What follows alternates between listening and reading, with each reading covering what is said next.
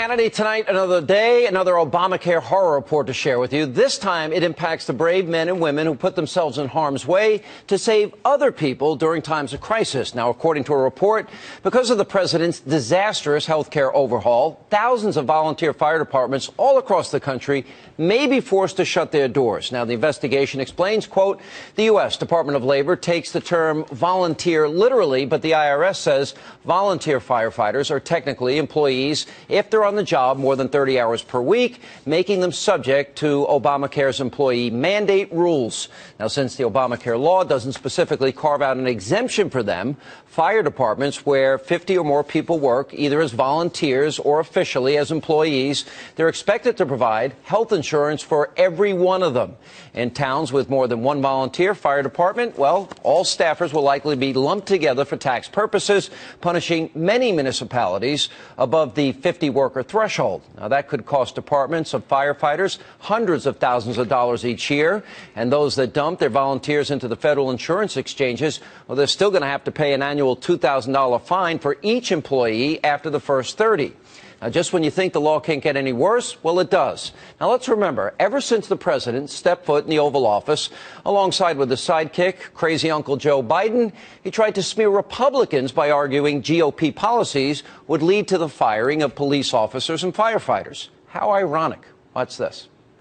Are you willing to see a bunch of first responders lose their job because you want to protect some special interest tax loophole? We won't grow the middle class simply by shifting the cost of health care or college onto families that are already struggling, or by forcing communities to lay off more teachers and more cops and more firefighters. So let's take a look at their budget.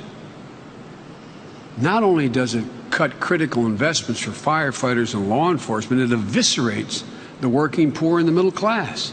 Congress is going to get to vote on whether or not hundreds of thousands of police officers and teachers and firefighters get back on the job. The Republican plan says that what's been standing in the way between us and full employment are laws that keep companies from polluting as much as they want. On the other hand, our plan puts teachers, construction workers, firefighters, and police officers back on the job. Firefighters lose lives when they don't have enough people on the job at the fire. And so this is all because of this recession, as I said, the recession that was inherited. About to enter the 6th year of the Obama presidency. Now the tables have turned. By the way, as every night, we want you to join the conversation. So do you think the White House owes Republicans an apology? Log on to our Facebook page. Stop Laughing Juan Williams. Joining me now with reaction, Juan Williams, political analyst, best-selling author. David Limbaugh is here. Wait a minute. You know, like your plan, can't keep it. Like your doctor, can't keep it. Per family, per year savings, $2,500. Now, firefighters, they didn't get the exemption that unions got. They didn't get the exemption politicians got. Why are you shaking your head? Well, because this is just slanderous. You know, I think the real thing is you don't like Obamacare, and I respect that, by the way. I don't like being lied to. But you forget lied to. Nobody lied to you. But I'm just going to say, this whole thing that I just told you, that whole setup, I'm like, what?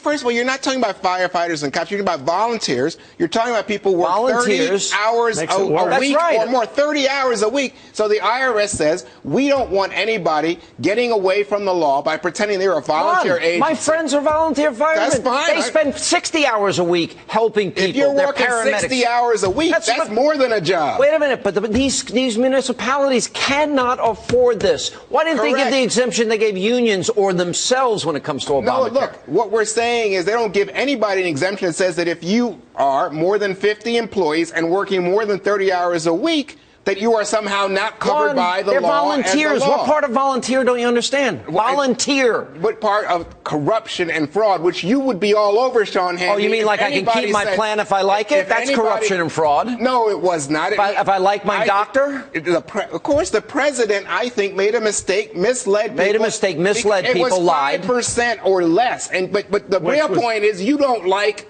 health care. You don't like a national health care plan. No, this whole bill is predicated on a lie, and you ought to see it for what it is. The lie is you can't keep your plan, can't keep your doctor, and the average American isn't saving $2,500 a year. You know, this idea that volunteers are forced to get health care under this law proves that the purpose of the law is to absorb everyone into this big network, ultimately on the route to single payer. This is not about helping people. These people don't want the government's help? Or is this an unintended consequence of Obamacare again? Or is it intended?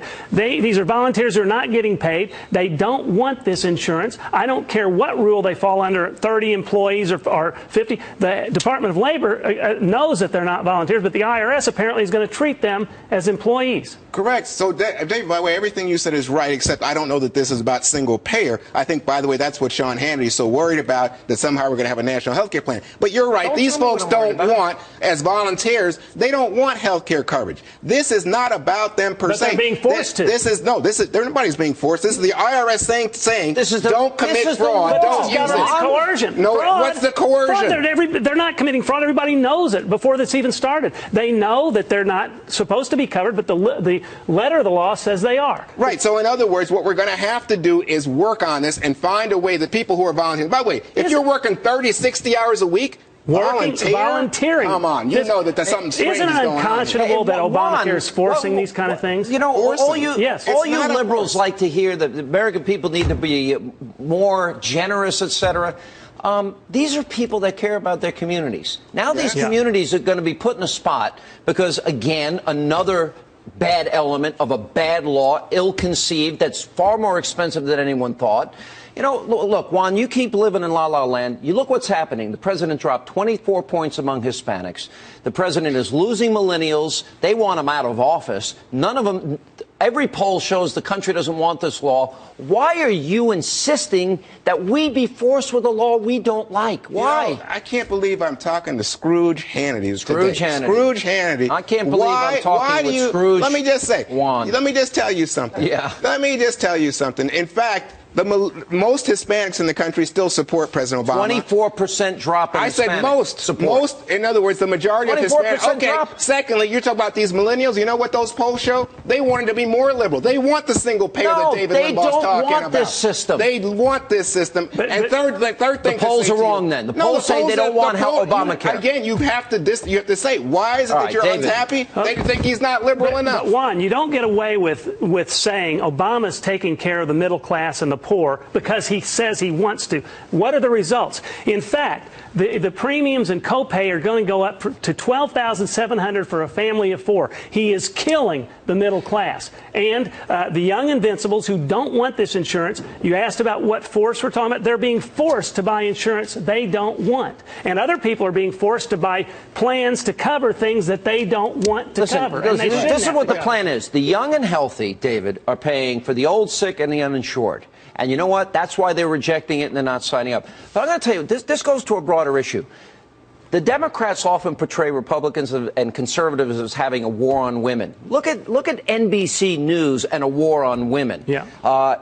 For example, has Obama's policies helped minorities that have voted for him in droves? The answer, Juan, now heading into the 6th year of his presidency, is no. Look at the unemployment rate after all these years. Obama says he cares, so he's supposed to get credit. In fact, the economy's tanked the entire time he's been in. Unemployment has been egregious. David, do you have any investments on Wall Street? Yes, I do. Well, you should know Wall Street's booming, buddy. Yeah, and you're doing pretty well, that's David. That's a bubble, too. Oh, that's a bubble. Okay.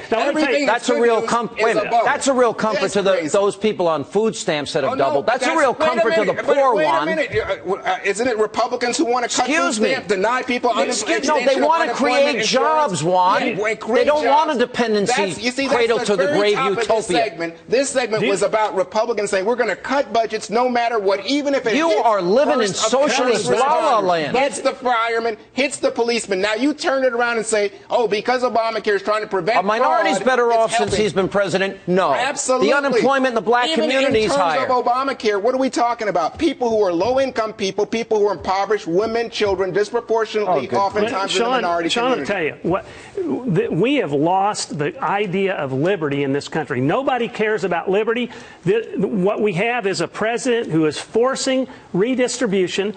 We're really, and he's dividing this country to the point that I'm scared. I think what we have is a cold civil war going on, a cold civil war. Obama has deliberately divided us on the basis of race, except you and I, we're good buddies, class and gender. This country is so at odds, way worse than during the Bush years, way worse than any time in my lifetime. You know, you're honest, because I think when you look at the numbers and you look at Obamacare, whites, and white Republicans specifically, can't stand it. Think it's an abomination.